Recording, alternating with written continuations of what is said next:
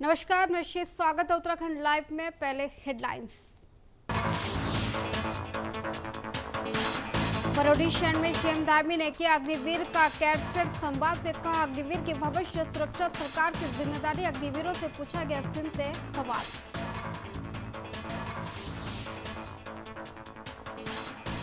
Budget सत्र के दूसरे दिन पटेल पर रखा गया 11 विधायक। सीएम ने कहा मिल के पत्र साबित होंगे देवभूमि परिवार को। विधायक सीएजी की रिपोर्ट आमने सामने भाजपा कांग्रेस।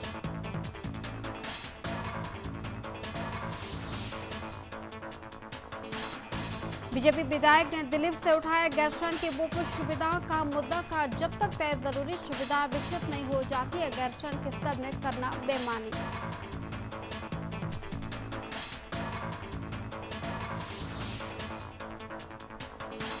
बढ़ती महंगाई को बेरोजगारी से क्राइम से लेकर कांग्रेस की गैरसैंण के प्रदर्शन। प्रदेश अध्यक्ष गुदयाल ने हरीश रावत के सहित कई नेता मौजूद रहे। आवाज को दबा रही है सरकार।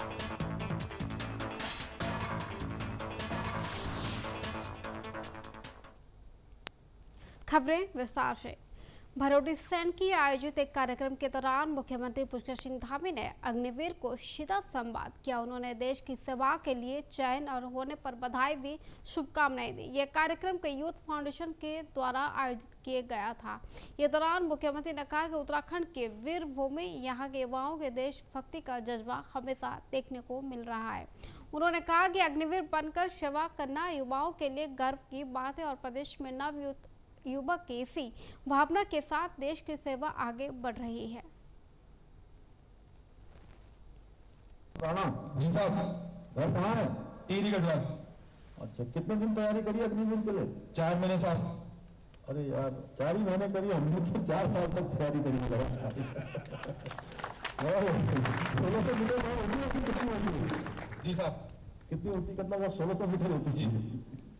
तो कितनी बार हमने 1600 मीटर करने के चक्कर में कितनी भर्ती मेलों में भाग लेते गए, लेकिन चूंकि गैरसैंण की भरौनी शहर में चल रहे बजट सत्र के दूसरे दिन 11 विधायक सदन में पटेल रखने के लिए किया गया, जिनमें से देवभूमि परिवार के विधायक 2026 के प्रमुख रहा। मुख्यमंत्री पुष्कर सिंह धामी ने कहा कि इस विधायक के लागू होने के बाद राज्य के नागरिक तक कल्याणकारी योजना का लाभ अधिक प्रभाव और देंगे। इससे कानून के तहत प्रदेश में एकत्रित और सत्यपति परिवार के आधारित डेटाबेस की देवभूमि परिवार की स्थापना भी किए जाएंगे, जिससे विभिन्न विभाग के बिखरे लाभार्थियों को डेटा एक मंच पर लाकर योजनाओं के संचालन का पारदर्शिता और प्रभावी बनाया जा सकेगा। देवभूमि के परिवार आईडी परिवार के मुखिया के रूप में 18 वर्ष की अधिक आयु वरिष्ठतम महिला सदस्य के नाम में दर्ज होगा। वही सत्र के दूसरे दिन भी सीएजी रिपोर्ट को लेकर भी सदन को जमकर चर्चा हुई, जिस पर विपक्ष की सरकार में घेरने की कोशिश की, जबकि भाजपा के विधायक ने इस अंतिम रिपोर्ट होने की भी बात कही है। आज पूरे देश के लिए और पूरे सनातन के लिए परेशान करने वाली एक कैग रिपोर्ट विधानसभा में प्रस्तुत की गई और मुख्यमंत्री जी को और उत्तराखंड सरकार को जवाब देना होगा कि इस कैग रिपोर्ट के अनुसार अगर इसमें जो पिन पॉइंट की हैं चीजें आप चाहें आप देख सकते हैं, आप पढ़ सकते हैं। इसमें कैग ये कहता है कि उत्तराखंड पोल्यूशन कंट्रोल बोर्ड की जो लैब्स हैं वो मानकों के अनुकूल नहीं है और वो मान्यता प्राप्त लैब्स नहीं है। देखिए, मैंने अभी सीएजी की रिपोर्ट बहुत डिटेल्स में नहीं गया, लेकिन मैं आपसे एक बात बता रहा हूं। खामियां गिनाने के लिए गिनाई तो कोई दिक्कत नहीं। खामियां ये होती है जो सीएजी रिफ्लेक्ट करता है, लेकिन एक बात मैं बहुत मजबूती के साथ कह रहा हूं, भी ध्यान देने की जरूरत है। सीएजी की रिपोर्ट कोई सैंक्रोसैंक्ट नहीं होती। सीएजी की रिपोर्ट ऐसा नहीं है जिसपे प्रश्न नहीं खड़े हो, इसीलिए सीएजी की रिपोर्ट अल्टीमेट नहीं होती। सीएजी की report finally public accounts committee में, हाउस की कमेटी होती है, उसमें टेबल होती है।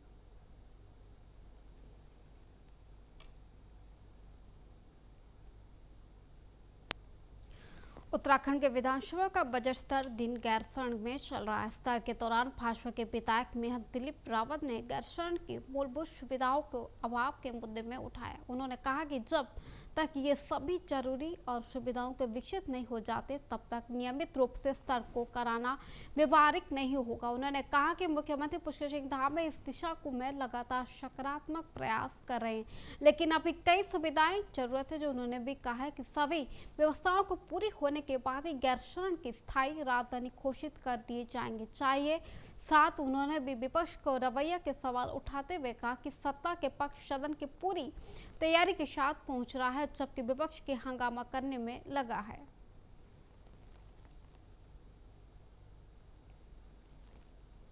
क्या गैरसैंण को राजधानी की कोशिश करेंगे? देखिए, मैं आपको अभी भी कह रहा हूं कि जब तक यहाँ पूरा व्यवस्थाएं नहीं होती हैं, और बल्कि बहुत समय देर हो गई है व्यवस्थाओं में, व्यवस्थाएं तुरंत करनी चाहिए। और एक इसका परमानेंट जो है सॉल्यूशन यही है कि इसको स्थायी राजधानी कर देनी चाहिए। विधानसभा बजट सत्र के दूसरे दिन भरोड़ी शहर में कांग्रेस के नेताओं कार्यकर्ताओं को सरकार के खिलाफ जोरदार प्रदर्शन किया। अंकिता भंडारी हत्याकांड को वीआईपी के नाम खुलासे, महंगाई, बेरोजगारी, भ्रष्टाचार जैसे मुद्दे को लेकर कांग्रेस के कार्यकर्ता सड़क पर उतरे। पुलिस ने बैरिकेडिंग और लगाकर प्रदर्शनकारियों को रोकने की भी कोशिश की, जिस दौरान कार्यकर्ता पुलिस के बीच नोकझोंक हुई। इस दौरान कांग्रेस के प्रदेश अध्यक्ष गणेश गोदयाल, पूर्व मुख्यमंत्री हरीश रावत और पूर्व कैबिनेट मंत्री हरक सिंह रावत समेत कई नेता मौजूद भी रहे। कांग्रेस का आरोप है कि सरकार उनकी आवाज दबाने की कोशिश कर रही है। किलोमीटर पहले ही आपको जो है रोक दिया गया। तो इससे बड़ा दुखदायी नहीं हो सकता है। ये लोकतंत्र की हत्या है। लोकतंत्र में उत्तराखंड के गरीबों की आवाज, नौजवानों की आवाज, हमारे अनुसूचित जाति किसानों की आवाज, महिलाओं की आवाज को दबाने का यह प्रयास है। मैं सोचता हूँ कभी ऐसा नहीं हुआ। अब देहरादून में भी विधानसभा हम भी, हमारी कांग्रेस की जब सरकार रही तो कभी जो है इतनी दूर नहीं रोका गया। इस वक्त सरकार घबराए। सरकार हर मोर्चे पर पूरी तरीके से फेल हो गई है, बुरी तरीके से फेल हो गई है। नौजवानों की आकांक्षा को, उनके रोजगार की आकांक्षा को इसने कुचला है। महिलाओं का अपमान आज हमारा सर झुका रहा है, और भाजपा के लोग जिस तरीके से बलात्कार और दूसरे मामलों में उनके नामजद हो रहे हैं। जो कांग्रेस का काम है, हम राजनीतिक पार्टी है, हमारा काम है राजनीति करना, और जो गलत काम आप कर रहे हैं उसका विरोध करना। भाई, राजधानी में 10 दिन के अंदर 6 मर्डर हो जाते हैं, और उसकी आवाज उठाना क्या राजनीति है? काठगोदाम के नरीबन तिहारी से गोला पुल तक चल रही सड़क के चौड़ीकरण को कार्य को लेकर प्रशासन के अतिक्रमण हटाने को कार्रवाई तेज कर दी है। सिटी मजिस्ट्रेट एएसपी के वाजपेयी नगर के आयुक्त और परितोष वर्मा ने मौके पर संयुक्त निरीक्षण भी किया। सिटी मजिस्ट्रेट ने बताया कि अधिकांश अतिक्रमण हटाया जा चुका है और शेष बचे अतिक्रमण को हटा दिया गया है। उसके बाद विद्युत विभाग के द्वारा पोल सेटिंग के और सिविल लाइन के बिछाने के काम किए जाएंगे, जो करीब 50% पूरा हो चुका है। उन्होंने बताया कि कुछ अस्थायी निर्माण हटाने के निर्देश दिए गए, जिसके बाद पीडब्ल्यूडी के द्वारा सड़क पर डेमो कार्य भी कराया जाएगा। देखिए, जो नारीमन से गोला पुल हमारा स्ट्रेच है, ये नेशनल हाईवे के अधीन है, और इसमें एनएचआई के द्वारा फंड जो है वो लोक निर्माण विभाग को दिए गए हैं। लगभग जितना भी इंक्रोच था वो रिमूव कर दिया है, कुछ रह गया था उसको आया गया है, और इसमें कुछ यूटिलिटी शिफ्ट होनी है। इसमें खासकर यूपीसीएल के विद्युत पोल्स हैं, उनको कहा गया है कि कल से इसको काम शुरू करेंगे। विकास नगर में साइबर ठगी के बड़े मामले सामने आए हैं, जहां ठगी गए खुद आरबीआई को अधिकारी बताकर व्यक्ति ने करीब 30 लाख रुपए को ठग लिया। पीड़ित के मुकाबला निवासी का विनोद कुमार मंडी आड़े काम करते थे। बताया जा रहा है कि ठगों ने पुलिस के पैसे रिलीज कराने की कैपिटल गैंग से टैक्स की सरकारी वर्डे दिलाने के नाम में और उनसे अलग अलग की किस्ती पर पैसा जमा कराए गए। जबकि तक पीड़ित ने ठगी एहसास हुआ तो तब तक ठग मोबाइल का नंबर बंद करके फरार हो चुका था। मामला विकास नगर कोतवाला पुलिस ने मुकदमा दर्ज कराएगी। साइबर सेल की मदद से जांच शुरू कर देगी और बहुत जल्द खुलासे की बात की जाएगी। सर, मैंने ना ये सुभाष पुलिस की थी, उसके रिगार्डिंग मेरा कुछ फंड आना, तो वो फंड रिलीज होने के लिए लगा रहा। उसमें क्या हुआ कि बीच में कोई एजेंट या तो कोई एजेंट था या फ्रॉड कोई किसने कहीं से मेरी लीड को ले ली, उसके वजह से उन्होंने मेरे से फर्जी चेक दिखा के और 35 लाख रुपए थे। इसमें जो विनोद कुमार है, निवासी मनुका वाला निवास क्षेत्र जो है विकास नगर थाने का है, इनके द्वारा 8/3/2026 को हमारे एक कैरियर दी गई, इसमें इन्होंने बताया कि इन्होंने एक पॉलिसी ली थी, तो लगभग जिनकी पॉलिसी की कुल जो मेच्योरिटी अमाउंट था वो 1,26,00,000 के आसपास था, और फिर उसको क्लियर कराने के लिए इनको एक कॉल आता है, जिससे हम समझ सकते हैं कि फ्रॉड कॉल था, और उसके द्वारा कुछ भी विश्वास करते हुए इनके द्वारा अलग अलग समय में लगभग 30 लाख रुपए की धनराशि उस मेच्योरिटी अमाउंट को क्लियर कराने के लिए दी गई है। उत्तराखंड को नशा मुक्त बनाने के अभियान के तहत पुलिस ने किश में बड़ी सफलता मिली है। एंटी नार्कोटिक्स की और टास्क फोर्स की किश पुलिस के संयुक्त और चेकिंग के दौरान लग्जरी कार 6000 की मशीन और कैप्सूल बरामद किए गए हैं। पुलिस ने कार चालक और पूल भेट के निवासी 21 वर्षीय मोहम्मद शाहबाज को गिरफ्तार किया है। आरोप के पास 51,000 के रुपए नकद और एक मोबाइल की फोन भी बरामद किए गए हैं। पुलिस के अनुसार बरामद नशीली दवाएं और ट्रामाडोल की कैप्सूल और मामले में आरोप के खिलाफ NDPS के एक्ट के तहत मुकदमा दर्ज कराया गया है। पुलिस के अब इस मामले को अन्य आरोपी की तलाश में जुटी है।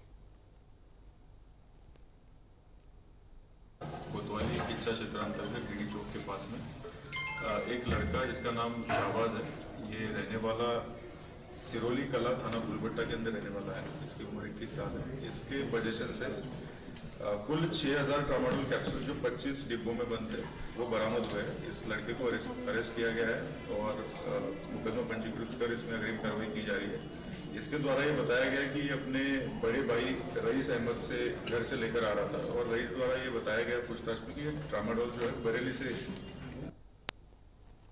ईरान और इजराइल के बीच चल रही युद्ध को अब से गैस सिलेंडर की आपूर्ति भरी भी दिखाने को लगी है। तीर्थ नगरी ऋषिकेश के कर्मशिला के गैस सिलेंडर सप्लाई बाधित होती दिखाई दे रही है।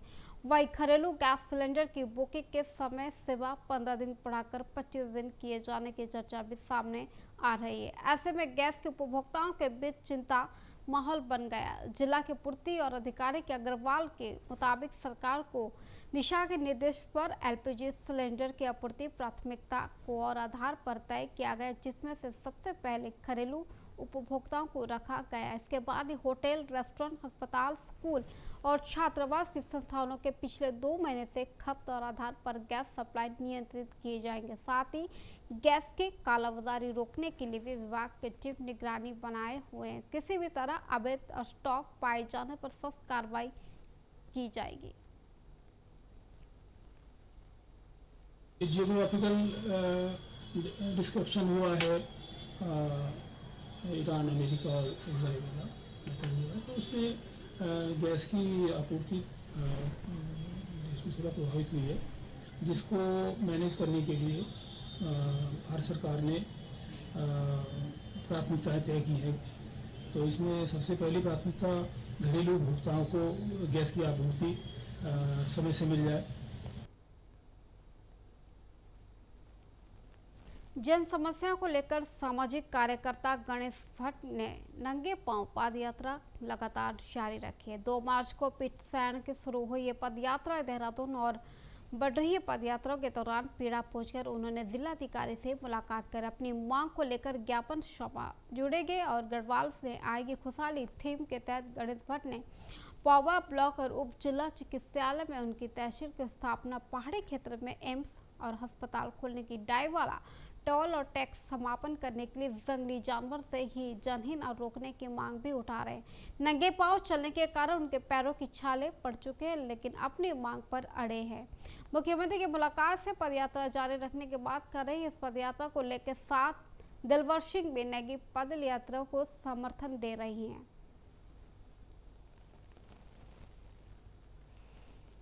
इनकी जो यात्रा है जनहित के जनहित के मुद्दों से, जनहित के जो बिंदु हैं, हमारे जनमानस के लिए जो उनके उत्थान के लिए जो बिंदु हैं, तो उन बिंदुओं पर इन्होंने चर्चा की। उप जिला चिकित्सालय और चिकित्सालय जो भी चिकित्सालय हैं वहाँ पर पूर्ण रूप से सुविधाएं उपलब्ध नहीं है, तो हमें भी लगा कि अगर पूर्ण रूप से सुविधाएं उपलब्ध नहीं है तो इससे के माध्यम से ही फिर इसी माध्यम से मुझे जो है कि इनके साथ धरने में भी जुड़ना पड़ा और फिर जो है कि पद यात्रा भी करनी पड़ी। फिर मेरे भी कई बिंदु हैं। मेरा बिंदु क्या है कि यहाँ पर जो है कि हमारे उत्तराखंड से तुम्हारे चैनल के माध्यम से मैं प्रत्येक देश और प्रदेशवासियों को सादर नमस्कार और प्रणाम। आप जो हमारी बात जग जग पहुँचाने का काम करना चाहे और लगातार 4 साल बटी में समाज सेवा में लगी छो और 2 जनवरी बटी पाबो में बैठ भी जब स्वास्थ्य व्यवस्था बिल्कुल चौपट और 2 जनवरी में बटी बैठ में 10 फरवरी तक जब काम नहीं हुआ ना ध्यान सरकार शासन प्रशासन और ध्यान गया तमिल पैदल यात्रा पीठ सैन बटी शुरू कर और विधानसभा सत्र चलो गैर सैन तो मैं चेतावनी देना चाहूँ 70 भी चेतावनी देना चाहूँ कि तुम केवल पिकनिक मनाओ को नहीं जाया, लेकिन जो मेन मुद्दा पहाड़ में एम्स चढ़ो और गैरसैंण में चल रही विधानसभा बजट सत्र 2026-27 के दौरान विधायक प्रेमचंद अग्रवाल ने ऋषिकेश के बापू ग्राम वन भूमि विवाद के मुद्दे को सदन में उठाया। उन्होंने कहा कि बापू ग्राम बिश और विधा मीरा नगर के शिवाजी नगर के अमीशाह ग्राम के मनसा देवी क्षेत्र में करीब 60,000 से अधिक लोग लंबे समय से निवास कर रहे हैं, लेकिन सुप्रीम कोर्ट के आदेश के बाद वन विभाग की कार्रवाई को लेकर लोग भय के माहौल में। विधायक ने कहा कि उन्होंने वर्ष 2007 में भी इस क्षेत्र के राजस्व ग्राम घोषित करने की मांग उठाई थी। सदन में उन्होंने सरकार के मांग को भी प्रभावित परिवारों को राहत देने के लिए इन क्षेत्रों में राजस्व ग्राम घोषित किया जाएगा। यहाँ निवास करे लोग मालिकाना हक भी दिया जाएगा। माननीय अध्यक्षा जी, मेरे विधानसभा क्षेत्र ऋषिकेश के बापू ग्राम का प्रकरण वर्तमान में बहुत ही ज्वलनशील बना है, माननीय उच्चतम न्यायालय में विचाराधीन है।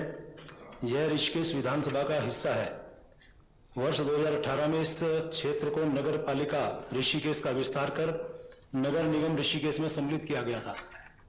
जिस क्षेत्र का प्रकरण माननीय सर्वोच्च न्यायालय में विचाराधीन है, उस क्षेत्र में आज 11 वार्ड पूर्ण रूप से और 1 वार्ड आंशिक रूप से नगर निगम के वार्ड है। माननीय अध्यक्षा जी, 2011 के जनगणना के अनुसार यहाँ पर लगभग 25,000 की जनसंख्या निवास करती है। उत्तराखंड के विधानसभा बजट सत्र के गैरसैंण में जारी है। मुख्यमंत्री पुष्कर सिंह धामी ने वर्ष 2026-27 के लिए 1,11,703 करोड़ 21 लाख रुपए की बजट सदन में पेश किया है। बजट को लेकर अब सियासी भी तेज हो गई है। कांग्रेस प्रवक्ता अमरेंद्र विशिष्ट ने कहा कि बजट निराशाजनक बताते हुए कहा कि इसमें कोई नई योजना नहीं है और पलायन जैसे भी बड़ी समस्या समाधान के लिए पर्याप्त प्रावधान भी नहीं किया गया। वहीं भाजपा कांग्रेस के आरोप के खारिज किया कि भाजपा प्रदेश प्रवक्ता कमलेश रमन ने कहा है कि विपक्ष के पास कोई मुद्दा नहीं है, वो केवल सत्र के दौरान हंगामा भ्रम फैलाने के काम कर रहे हैं। उन्होंने कहा कि ये बजट पूरी तरह जनहित में और प्रदेश में विकास की गति देगा। बजट केवल और केवल कांग्रेस के लिए निराशाजनक हो सकता है, लेकिन जनता के लिए लाभकारी है। रही बात समय की कि 4 दिन का समय भी अगर कांग्रेस को कम लग रहा है, अगर 1 साल भी कांग्रेस को दिया जाए तो वो भी उनको कम लगेगा, क्योंकि मुद्दा विहीन कांग्रेस हो चुकी है।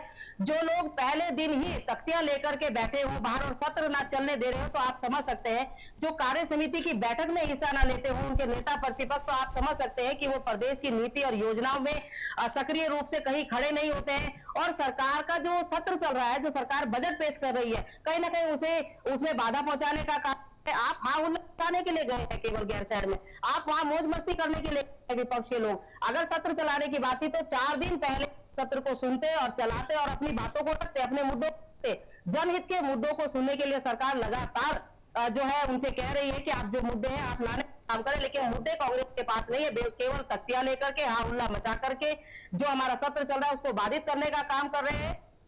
खास कुछ नहीं है। बजट को चुनावी रंग देने की कोशिश की गई है। भारतीय जनता पार्टी जिस तरह से हर चीज उनके केंद्र में जो है राजनीति रहती है, चुनाव रहता है, तो इस बजट में भी सुनहरी तस्वीर दिखाने की कोशिश की गई है। कोशिश की गई है कि कर्जा लें और घी पिए। दूसरा ये कोशिश की गई है कि जो पुरानी योजनाएं हैं उन योजनाओं में ही बजट देने की कोशिश की गई है। एलपीजी गैस के बढ़ती कीमतों के बीच कुमाऊं मंडल के प्रशासन अलर्ट हो गए। कुमाऊं कमिश्नर दीपक रावत ने मंडल में सभी जिलाधिकारी एलपीजी सिलेंडर को कालाबाजारी पर कड़ी निगरानी रखने के निर्देश दिए गए ताकि आम लोग गैस सिलेंडर की आसानी से उपलब्ध हो सके। अंतर्राष्ट्रीय स्तर में बढ़ते चुनाव को असर और वैश्विक बाजार में पड़ रहे हैं, जिसके सीधे प्रभाव एलपीजी गैस की कीमतों पर भी देखने को मिल रहा है। हाल ही में एलपीजी सिलेंडर की कीमत में करीब 60 से 115 रुपए तक बढ़ोतरी हुई है, जिसको आम लोग में चिंता बढ़ गई है। कीमतों के बढ़ोतरी के बीच कई जगह पर गैस सिलेंडर की कालाबाजारी शिकायत भी सामने आई। इसे देखते हुए कमिश्नर ने गैस एजेंसियों को वितरण व्यवस्था को विशेष नजर रखने की अनियमितता को जानने पर भी सख्त कार्रवाई निर्देश दिए हुए हैं। देखिए, आपका कंसर्न सही है और मेनली मुझे लगता है कि जो हमारी कुकिंग गैस है उसमें ऐसा हो सकता है कि कुछ लोग उसको लेके पैनिक करें या फिर ऐसे जो एलिमेंट्स हैं जो इस तरह की कालाबाजारी करते हैं, गैस की होर्डिंग करते हैं, फिर उसको बढ़े हुए रेट्स पे बेचते हैं। तो ऐसी चीज़ें ना हो, इसको लेके मैंने एक तो डीएसओस को, डीएम्स को और विशेषकर केएमबीएन, क्योंकि यहाँ पे सप्लाई देख रही है, उसको डायरेक्शंस दिए हैं कि एक तो जो गोदाम से माल निकलता है उसका मिलान, सेकेंडली जहाँ पे ठेकेदार हैं या अथवा निगम भी खुद कर रहा है उसमें जो रूट है इसका, उन गाड़ियों पे जीपीएस लोकेशन कहाँ पे कितनी देर रुक रही है, यदि कहीं पे ऐसी कोई संभावना बनती है कि सिलेंडर्स डाइवर्ट हो रहे हैं या उससे रिफिलिंग हो रही है, इसको चेक किया जाए। राष्ट्रीय महिला आयोग के अभियान में महिला आयोग का आपको द्वारा तहत में राजधानी देहरादून की महिला जन सुनवाई के आयोजन किया गया। जिलाधिकारी कार्यालय परिसर में स्थित कोषागार के सभागार में आयोजित इस कार्यक्रम पर राज्य महिला आयोग अध्यक्ष कुसुम कंडवाला ने सदस्य विमल नैथानी मौजूद रहे। जन सुनवाई के दौरान कुल 25 फरियादियों की अपनी समस्या को आयोग के सामने रखी। इनमें से घरेलू हिंसा, आर्थिक सहायता, संपत्ति विवाद और भूमि से जुड़े मामले को प्रमुख रखे। कई मामला मौके पर ही निस्तारण किया गया, जबकि कुछ मामले संबंधित अधिकारियों की आवश्यकता कार्रवाई को निर्देश दिए गए हैं। निश्चित ही हमारे पास आज जो आप देखेंगे कि जमीन के बहुत सारे केसेस आए हैं, ये हमारे पास आयोग में भी आते हैं, क्योंकि महिलाएं कई बार इससे पीड़ित होती हैं, उनकी खुद की लैंड होती है और किसी तरह से उन्हें प्रताड़ित किया जाता है, तो वो हम सुनते हैं और संबंधित विभाग को हम भेज देते हैं। तो ऐसा नहीं है, पुरुषों की भी हम एप्लीकेशन लेते हैं, फिर हम दोनों पक्षों को सुनते हैं। दोनों पक्षों में दूध का दूध, पानी का पानी, कौन सही है कौन गलत है, वो सामने निकल के आ जाता है। समझे सर, ये है कि मेरे दोनों विभाग एक दूसरे के साथ, अब मुझे ब्रेक में कभी बार बार कह रही थी तेरे साथ वो करूंगी, बच्चे भी ले जा रहे थे, उसने 4 बच्चे थे मेरे, ले जा रहे उसने, बस तब मैं अपनी सेफ्टी के लिए यहाँ आया था ताकि आजकल महिलाओं को याद है वो, मैं सोच रहा हूँ कि ताकि मेरे ऊपर कुछ वो न करें।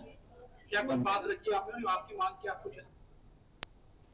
आगामी चारधाम यात्रा को लेकर प्रसिद्ध वेदाचार्य ने पंडित देवी प्रसाद भट्ट ने लोगों को धामी की पवित्रता बनाए रखने की अपील भी कहा है। उन्होंने कहा कि उत्तराखंड की चारधाम को केवल सैर सपाटा और मनोरंजन का केंद्र नहीं बनाना जाना चाहिए। उन्होंने कहा कि चारधाम आने वाले श्रद्धालुओं का स्वागत है, लेकिन सभी तीर्थ और पर्यटन के बीच अंतर समझौता होगी। देव प्रसाद भट्ट ने कहा कि धाम की धार्मिकता और पवित्रता बनी रहे, इससे श्रद्धालुओं की और स्थानीय लोगों का विशेष ध्यान देना होगा। देखिए, वैसे तो उत्तराखंड में आना सभी लोगों का संपूर्ण सौभाग्य है, क्योंकि यह जो है देवभूमि के नाम से जानी जाती है। लेकिन अगर आप यात्रा कर रहे हैं तो उसको शास्त्र के अनुसार करें। उसमें जो है एक तो पिकनिक स्थल छोड़ दीजिए, उसमें जो है छोटे बच्चों का भी यात्रा में वर्जित है। जिन बच्चों को धर्म का ज्ञान भी नहीं है, अभी उन्होंने विद्यालय जाना है, स्कूलें पढ़नी है, उनको अगर आप केदारनाथ, बद्रीनाथ या कहीं और जगह उनको ले जा रहे हैं तो वो वहां क्या परोसेंगे। पीड़ा जनपद में एक बार फिर गुलदार की आतंक देखने को मिला है। घुड़दार के क्षेत्र में पास मामले में गांव की जमाल गुलदार 48 वर्षीय को व्यक्ति को हमला करके उसने मौत का घाट उतार दिया। बताया जा रहा है कि गुलदार के घात लगाकर अचानक हमला किया, जिसके से व्यक्ति को बचने का मौका ही नहीं मिल पाया। घटना के बाद क्षेत्र की दहशत का माहौल और ग्रामीण में भारी आक्रोश देखने को मिल रहा है। स्थानीय लोगों का कहना है कि पिछले समय से इलाकों में गुलदार की गतिविधियां लगातार बढ़ रही है, जिससे लोगों की घरों और निकलना मुश्किल हो गया है। ग्रामीण का विभाग के प्रशासन और प्रभावित क्षेत्रों की तुरंत ठोस कार्रवाई और गुलदार की पकड़ने के लिए मांग भी की है। वहीं वन विभाग की टीम मौके पर पहुंचकर घटना की जांच की गई है। शहर के निकट गुड़दौड़ी के पास बालमड़ा गांव में आज सुबह सूचना प्राप्त हुई कि प्रकाश लाल, जिनकी उम्र 46 वर्ष के लगभग है, वो लापता बताए जा रहे थे तथा क्षेत्र में खोजबीन करने पर उनकी डेड बॉडी सड़क के ठीक बगल में मिली। सारी चीज़ें हम यहाँ कार्रवाई कर रहे हैं। तो उसके क्रम में जो है हमने उच्च स्तर से अनुमति मांगी है कि उसको ट्रैंकुलाइज करने की अनुमति मिले, पिंजरे में पकड़ने की अनुमति मिले और अंतिम विकल्प के रूप में उसको मारने की भी हमें अनुमति मिले। तो इस क्रम में जो है उच्च स्तर से हमें अनुमति प्राप्त हो गई है और इस क्रम में हम क्षेत्र में ट्रैप कैमरा, पिंजरे और विभागीय टीम की हम यहाँ लगा रहे हैं। ये थी आज तक की बड़ी खबरें। फिर मिलते हैं एक नए बुलेटिन के साथ, तब तक के लिए नमस्कार।